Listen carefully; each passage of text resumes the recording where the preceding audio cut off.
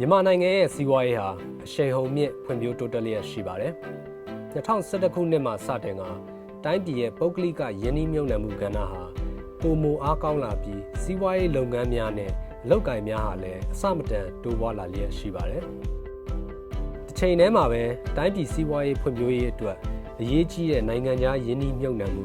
ကုန်သွယ်ရေးနဲ့ခီးသွွာလာရေးလုပ်ငန်းများမှာလည်းတိုးချဲ့လှုပ်ဆောင်နေပြီဖြစ်ပါတယ်။ယခုကဲ့သို့အပြုသဘောဆောင်တဲ့ဖွံ့ဖြိုးမှုများဟာနောက်နှစ်ပေါင်းများစွာအထိရေရှည်ဖြစ်ထွန်းနိုင်မယ်လို့မျှော်မှန်းထားပါတယ်။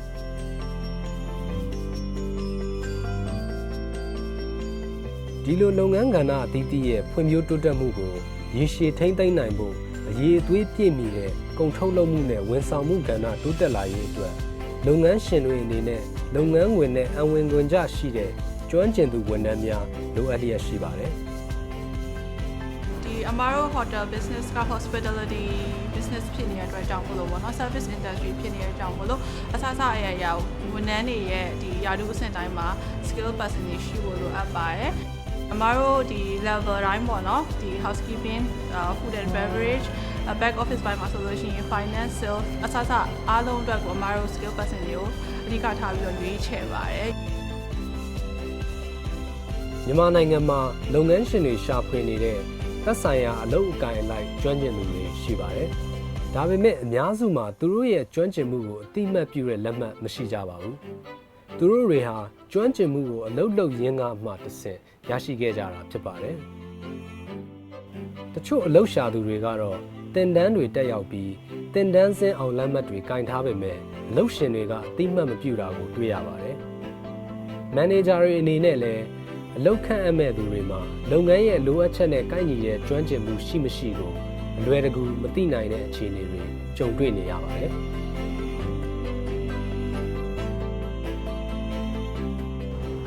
လက်ပတ်တစ်ခုရထားတယ်ဆိုတော့ဒီ certificate ကသူ့ဘဝအတွက်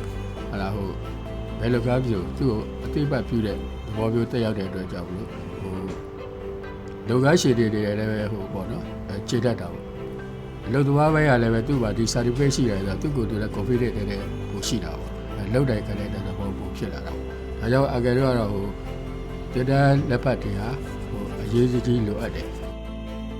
ဒီလက်မှတ်ထဲမှာကျွန်တော်တို့သူတို့ဘာတွေတက်ထားလဲဘာတွေသူတို့လောက်တက်တယ်ဆိုတာကိုလည်းဖော်ပြထားမယ်အဲ့ဒီ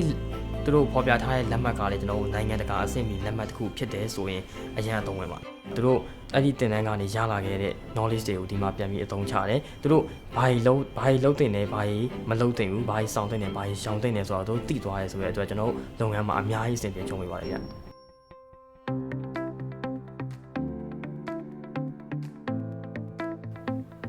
ဒီလိုပြဿနာတွေကိုဖြေရှင်းနိုင်မှုအတွက်နိုင်ငံတော်အစိုးရကမြန်မာနိုင်ငံအလုပ်သားများကျွမ်းကျင်မှုစံပြဋ္ဌာန်းရေးအဖွဲ့ NSSA ကိုဖွဲ့စည်းတည်ထောင်ခဲ့ပါတယ်။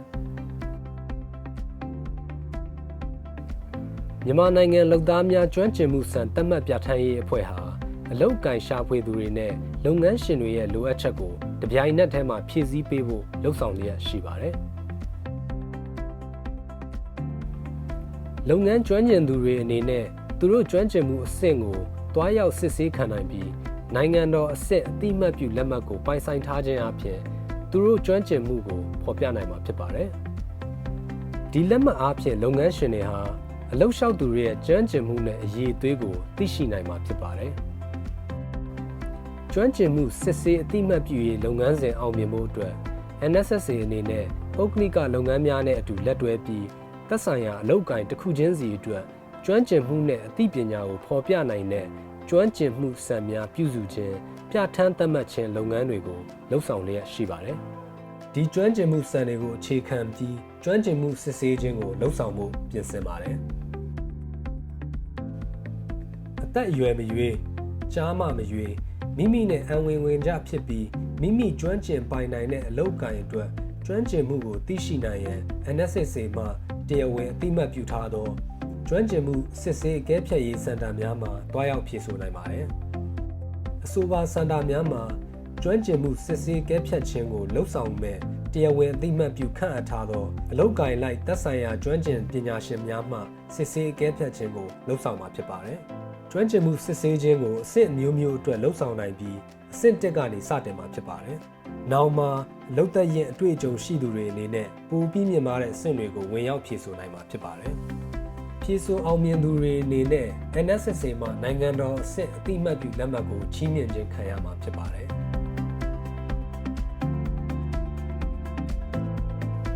NSSA ရဲ့ကျွမ်းကျင်မှုစစ်ဆေးခြင်းမှာလက်တွေ့လှုပ်ဆောင်ရတဲ့အပိုင်းနဲ့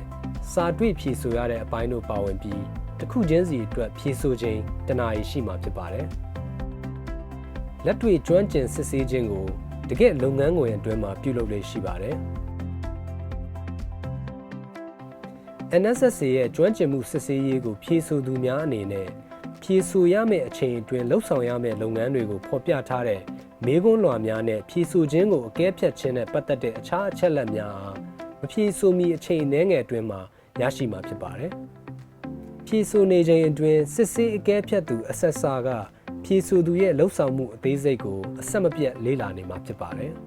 ။စစ်ဆေးတဲ့အခါမှာရှေ့နောက်မှန်ကန်တဲ့အစီအစဉ်အတိုင်းလှုပ်ဆောင်သွားခြင်းရှိမရှိနဲ့တင့်လျော်တဲ့ရလဒ်ရမရကိုဂရုပြုလေ့လာမှာဖြစ်ပါတယ်။ဖြည့်ဆို့မှုပြီးချိန်မှာအဆက်စာကနေဖြည့်ဆို့သူလှုပ်ဆောင်သွားတာတွေအပေါ်တုံ့ပြန်မှု feedback ပေးမှာဖြစ်ပါတယ်။လာရောက်ဖြည့်ဆို့ရမယ့်သူအားလုံးအတွက်ရေးဖြေကိုတပြိုင်တည်းကျင်းပမှာဖြစ်ပါတယ်။ရေးဖြေမှာရွေးချယ်ဖြည့်ဆို့ရတဲ့ multiple choice ပုံစံမေးခွန်းတိုပုံစံ short answer နဲ့တစ်ခုနဲ့တစ်ခုဆက်ဆက်ရတဲ့ matching ပုံစံတွေပါဝင်မှာဖြစ်ပါတယ်။ရေးဖြေမှာဖြေရမယ့်မေးခွန်းတွေဟာဖြည့်ဆို့သူရဲ့အလုပ်နဲ့ပတ်သက်လို့သိရှိနားလည်မှုဘုဟုတ္တနဲ့အရေးကြီးတဲ့လှုပ်ဆောင်မှုအဆင့်ဆင့်ကိုမေးမြန်းမှာဖြစ်ပါတယ်။ဖြည့်ဆို့သူဟာရေးဖြေနဲ့လက်တွေ့လှုပ်ဆောင်မှုမှာသတ်မှတ်ထားတဲ့အောင်မှတ်ကိုရရှိမယ်ဆိုရင်မြန်မာနိုင်ငံလုပ်သားများကျွမ်းကျင်မှုစံသတ်မှတ်ပြဋ္ဌာန်းရေးအဖွဲ့မှပေးအပ်မယ်နိုင်ငံအဆင့်ကျွမ်းကျင်မှုအတိအမှတ်ပြုလက်မှတ်ကိုရရှိမှာဖြစ်ပါတယ်။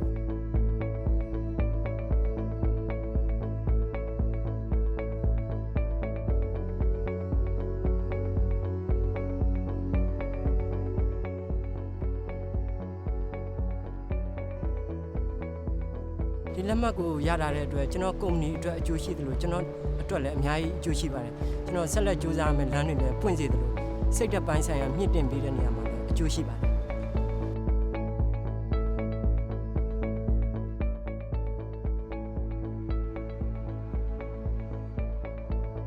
ဒီလက်မှတ်ရရှိထားခြင်းအပြင်ကျမတို့ရဲ့လုပ်ငန်းမှာလုပ်နေကြအတိုင်းလုပ်ငန်းတွေကိုစနစ်တကျလုပ်ကိုင်လာတတ်ပြီးတော့မိမိနဲ့လုပ်ဖော်ကိုင်ဘက်တွေကိုလည်းလုပ်ငန်းတွေကိုစနစ်တကျမှတ်ဝေလာတတ်ပါတယ်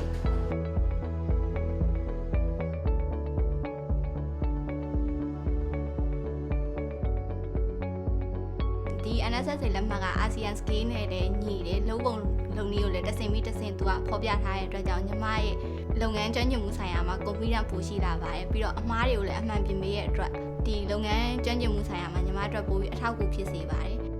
NSSA လက်မှတ်ကင်ဆောင်ထားတဲ့အတွက်ကြောင့်ဒီအာဆီယံနိုင်ငံအတွင်းမှာအလုပ်လျှောက်တဲ့အခါမှာလည်းညီမအတွက် confidence ပိုရှိပါတယ်အလုပ်လုပ်ရလည်းပိုပြီးအဆင်ပြေပါတယ် NSSA မှာကြီးမှုကျင်းပမယ်အိတ်ခမ်းဆောင်ထိန်းသိမ်းသူအလုပ်ကိုင်ကျွမ်းကျင်မှုအဆင့်1 Room Attendant Level 1စစ်ဆေးရေးမှာပါဝင်ဖြည့်ဆို့မဲ့သူများသိရှိထားရန်လိုအပ်တဲ့အကြောင်းအရာများအားဆက်လက်တင်ဆက်သွားမှာဖြစ်ပါတယ်။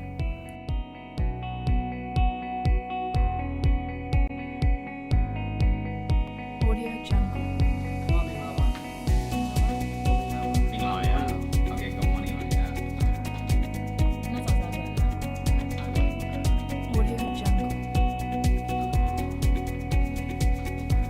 မျိုးစေဒါညီမလေးရဲ့ဟိုပါရှိ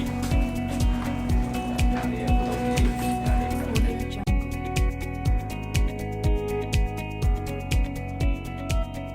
အိတ်ခမ်းဆောင်တန်ရှင်းရေးဝန်ထမ်းအနေနဲ့တကိုယ်ရေးတန်ရှင်းရေးကိုလေးထားရပါမယ်။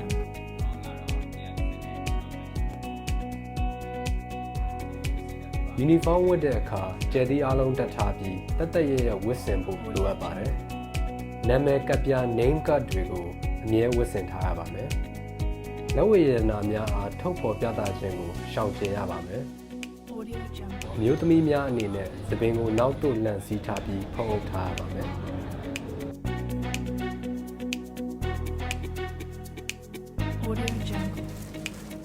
trolley ပြင်ဆင်တဲ့အခါတာဝါများနဲ့အခြားပစ္စည်းများရောနှောခြင်းကိုရှောင်ကျဉ်ရပါမယ်ဒီချိုးကန်းသုံးပစ္စည်းများနဲ့ဓာတုဗေဒပစ္စည်းများအားစားတောက်ကုန်များကော်ဖီလက်ဖက်ရည်တုံများနဲ့ရောနှောထားခြင်းကိုရှောင်ကျဉ်ရပါမယ်စားတောက်ကုန်များလန်နင်များနဲ့ရေချိုးကန်းသုံးပစ္စည်းများကိုသူ့အကန့်နဲ့သူခွဲခြားထားရပါမယ်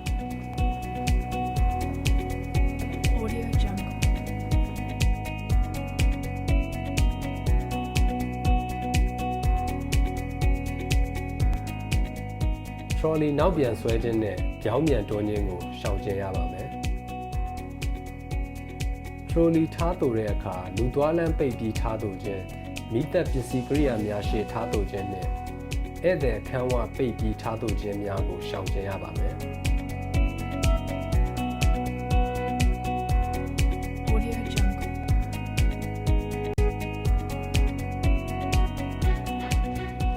အခန်းအတွင်းသို့မဝင်မီ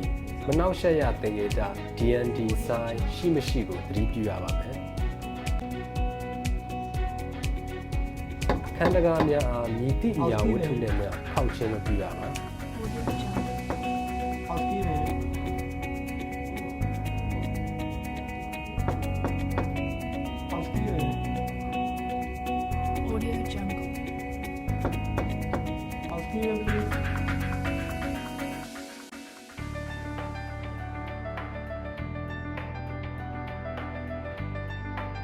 Audio Jungle.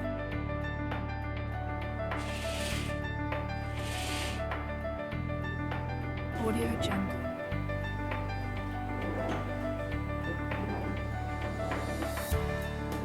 Audio ဧည့်သည်ကြံရှိပစ္စည်းများရှိမရှိနဲ့အခန်းတွင်းရှိပစ္စည်းများပျက်စီးယိုယွင်းမှုရှိမရှိအားကြည့်ရှုစစ်ဆေးရပါမယ်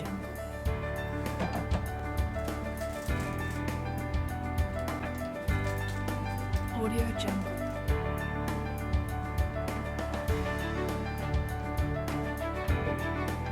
Audio Jungle.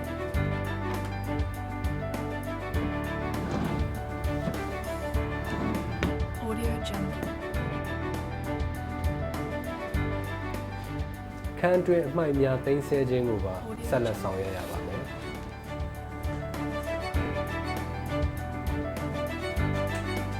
Audio Jungle.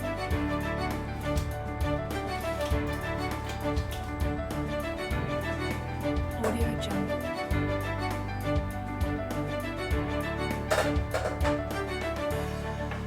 Audio Jungle.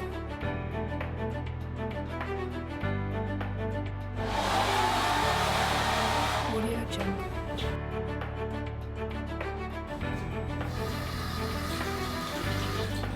Audio Jungle. Audio Jungle.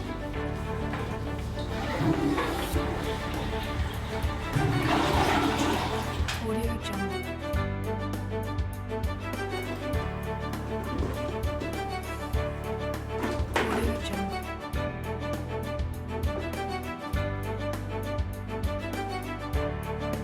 Audio Jungle. Audio Jungle.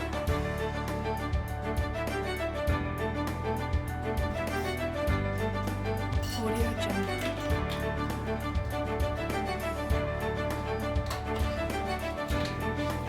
Audio Jungle.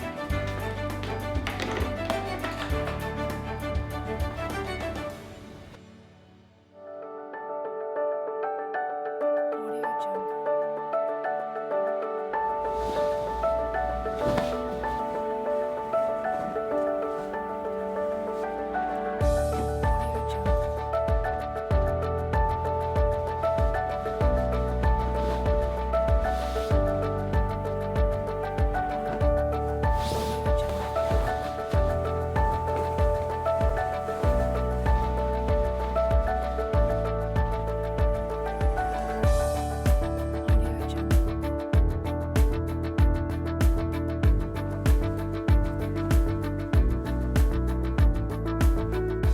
အိယာသိမ်းဆဲတဲ့အခါလန်နင်များနဲ့ဗက်ရင်ပစ္စည်းများအားကျမ်းမြေပေါ်ချခြင်းနဲ့ခန္ဓာကိုယ်နှင့်ကပ်၍ယူဆောင်ခြင်းတို့ကိုရှောင်ကျဉ်ရပါမယ်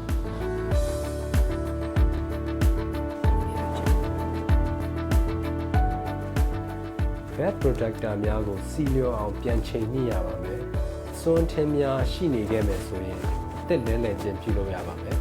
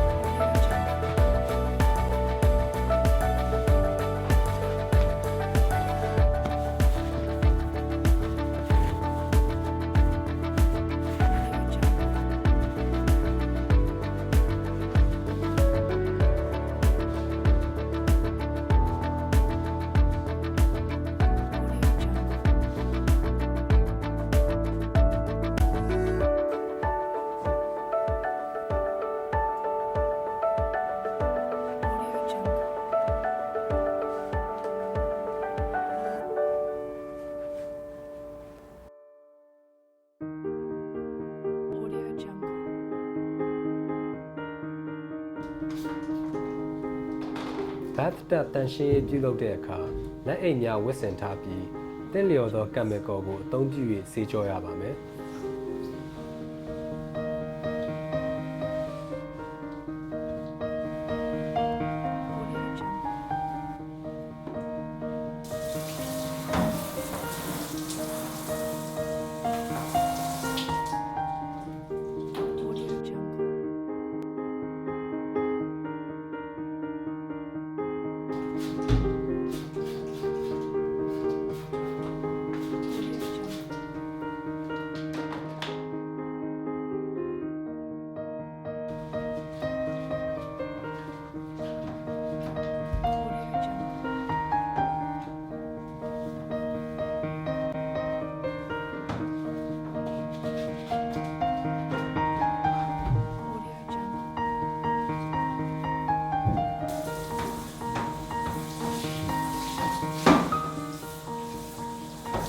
ဆေးကြောရာမှာအသုံးပြုတဲ့အဝတ်များနဲ့ထုံတုပ်ခြင်းမှန်တုပ်ခြင်းတို့မှာအသုံးပြုတဲ့အဝတ်များကိုတီးခြားစီခွဲခြားအသုံးပြုရပါမယ်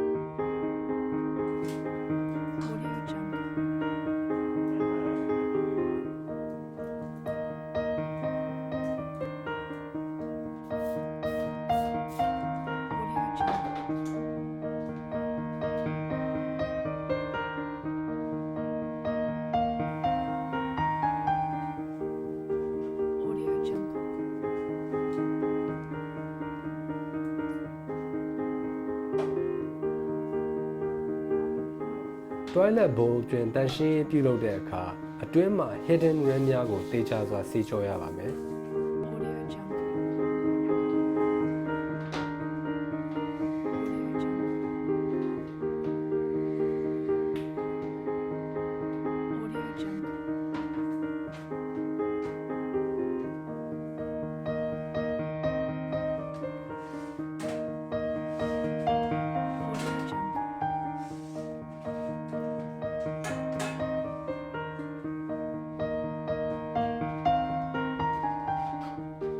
Audio Jungle.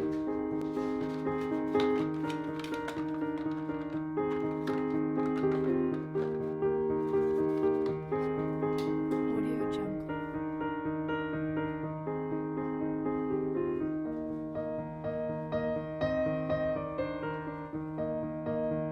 Audio Jungle.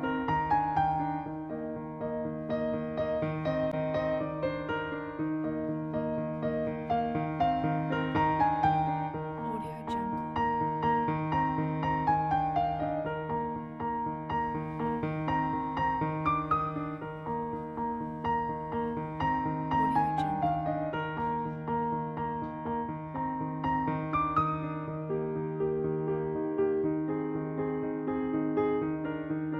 Audio Jungle. Audio Jungle.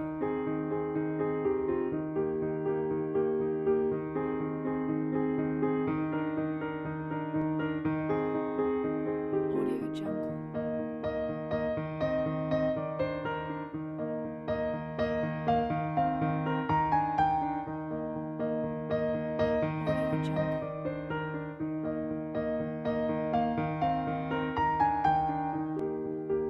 Audio Jungle.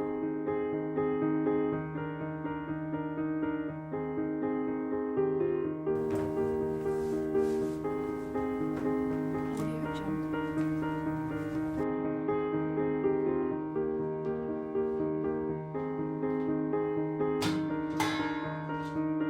Audio Jungle.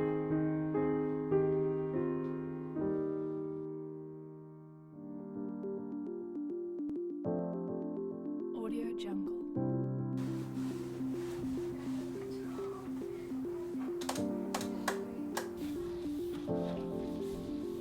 ။ဖုံတုပ်တဲ့အခါဒေါင်ကျိုးနေရာများမကြံခဲ့အောင်သတိထားတုပ်ဖို့လိုအပ်ပါတယ်။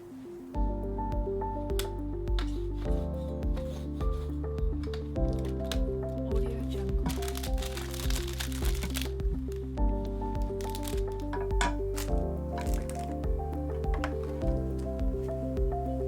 Audio Jungle.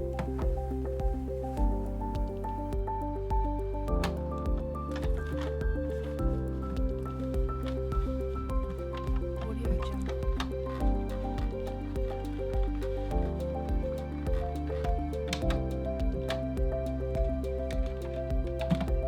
Audio Jungle.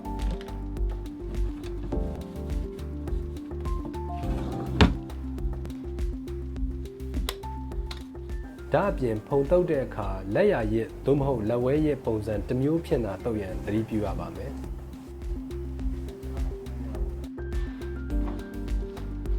Audio Jungle.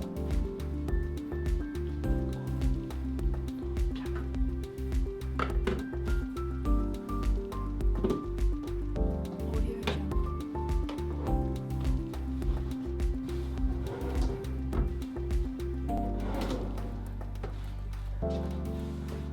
Audio Jungle.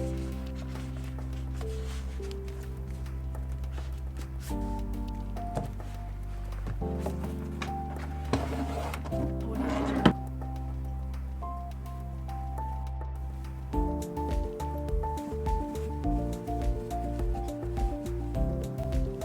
Audio Jungle.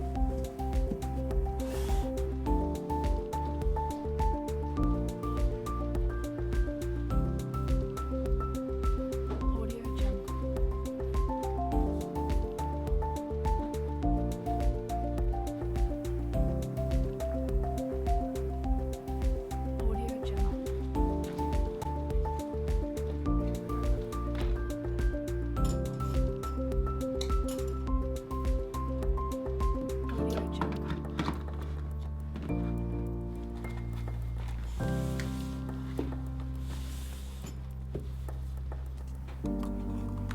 Jungle.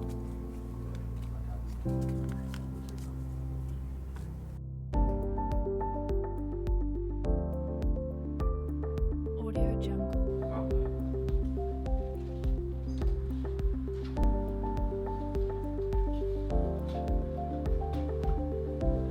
Audio Jungle.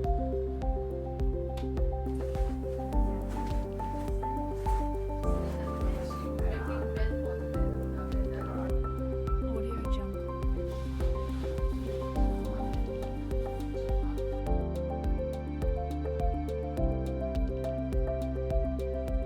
Audio Jungle.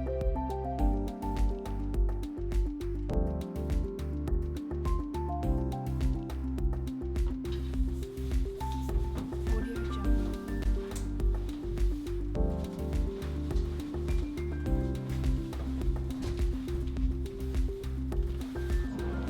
Audio Jungle.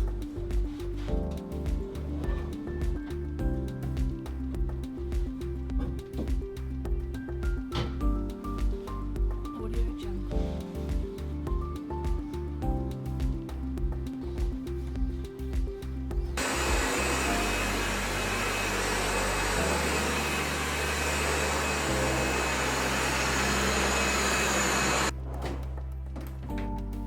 ။တန်ရှင်းအားလုံးလှုပ်ဆောင်ပြီးတဲ့အခါအခန်းအားထပ်မံပြန်လည်စစ်ဆေးရပါမယ်